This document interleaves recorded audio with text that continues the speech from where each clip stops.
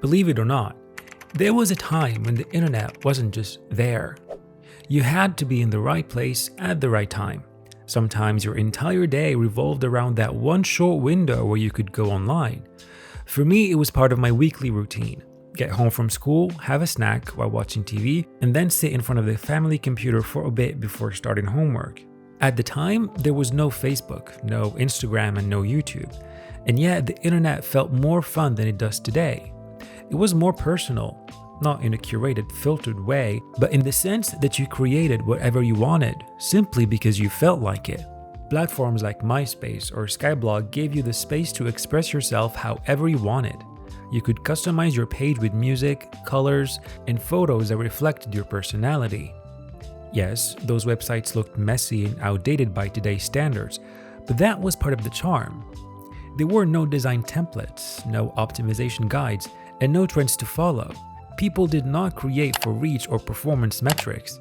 They created for themselves and maybe a few friends who cared, and not for the algorithm. It seems like the internet in the 2000s was in the honeymoon phase. Sure, the speed was slow and the connection was unreliable, but there was something almost magical about sitting in front of the computer, waiting for the dial-up modem lights to turn green, a signal that you were finally connected. We discovered strange HTML websites, played flash games, clicked links we probably shouldn't have, dodged screamers, and took our chances with LimeWire or BearShare, fully aware that one download could crash the whole system. But it didn't matter, because that's how you got that one song you liked or that new video game you desperately wanted to play online through GameSpy. Welcome to GameSpy. One of the main uses of the internet back then was messaging. Before Clubhouse, whatever happened to it by the way, there was something called Pal Talk. It wasn't the same thing, but it served as a place where people from all over the world gathered in chat rooms to talk, using text, voice, and sometimes video. It felt surreal to connect with strangers in real time. Of course, it also came with risks. Internet scams were common, and data protection wasn't a priority because most of us didn't think about that. And if you're around my age, then you already know what comes next. MSN Messenger. I used to spend hours on it, talking to classmates and sometimes strangers. We all customized our usernames with emojis and special characters, enabled the setting that showed what song we were listening to, installed plugins that made our messages appear in color gradients or animated text.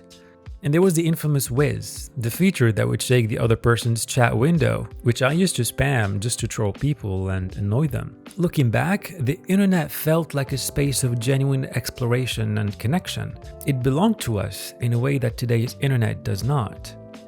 So what changed? Did the internet really become less fun, or are we just being nostalgic? Web design and branding have gone through countless transformations.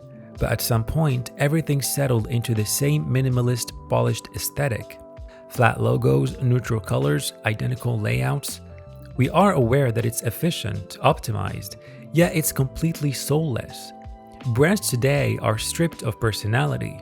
Creativity has been replaced by uniformity, and every site feels like a Squarespace template. Maybe it is nostalgia talking, but all the websites had character. Oversaturated colors, bizarre layouts, and buttons that looked like bubbles. Each one felt like its own world. We weren't just visiting a page, we were entering someone's digital universe with all its chaos and charm. That sense of exploration is long gone.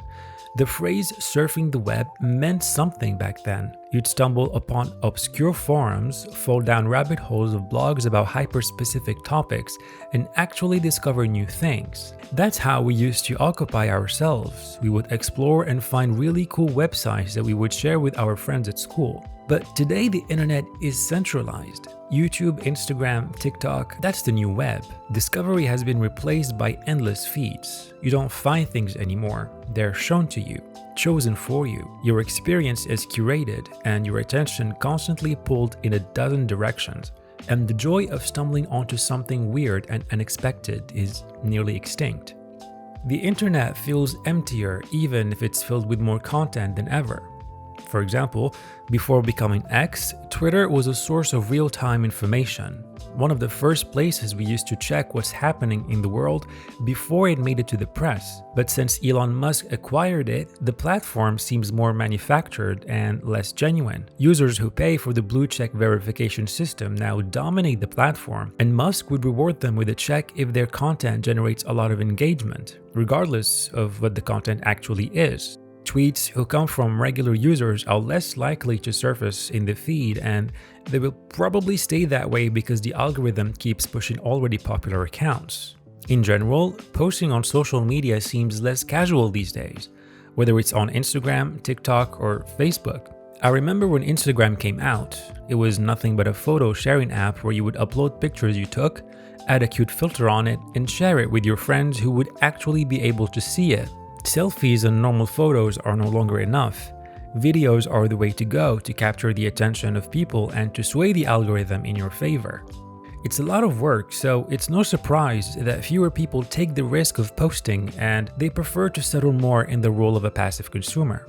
Almost every renowned social media platforms have been subject to what the journalist Cory Doctorow lovingly puts it, Enshittification.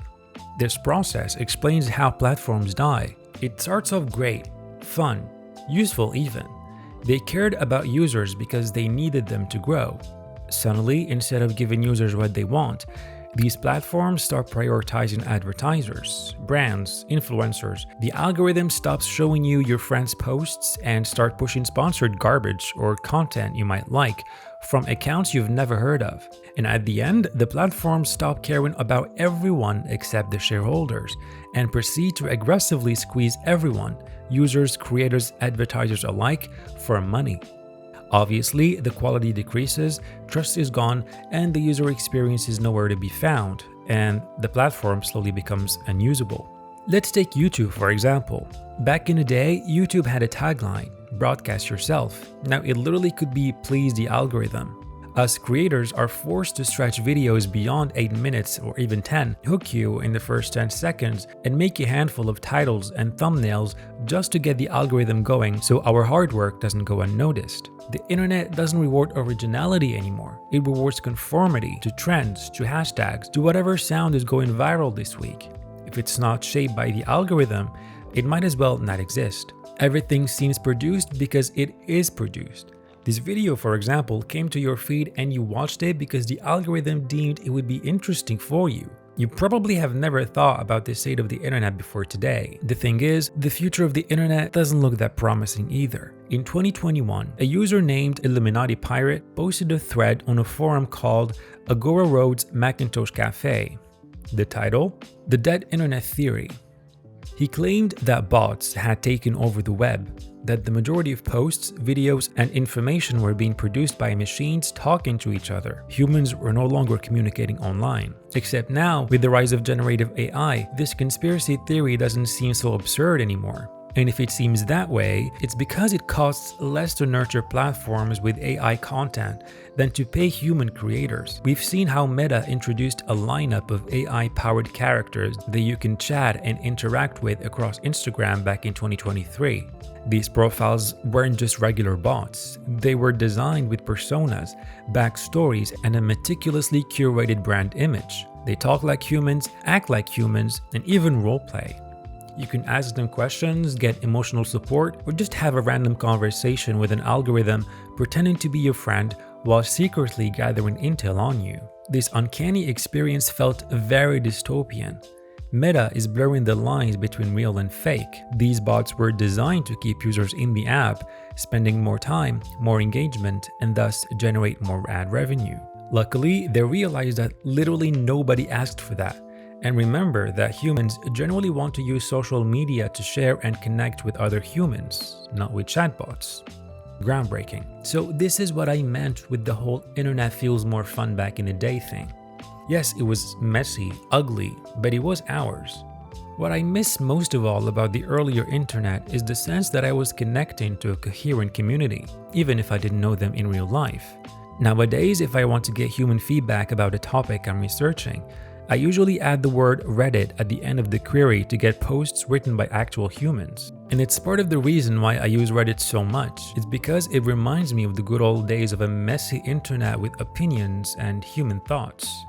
Don't get me wrong, I am completely aware that the internet today offers more than it ever did in the past, whether it's information, entertainment, or connection with people.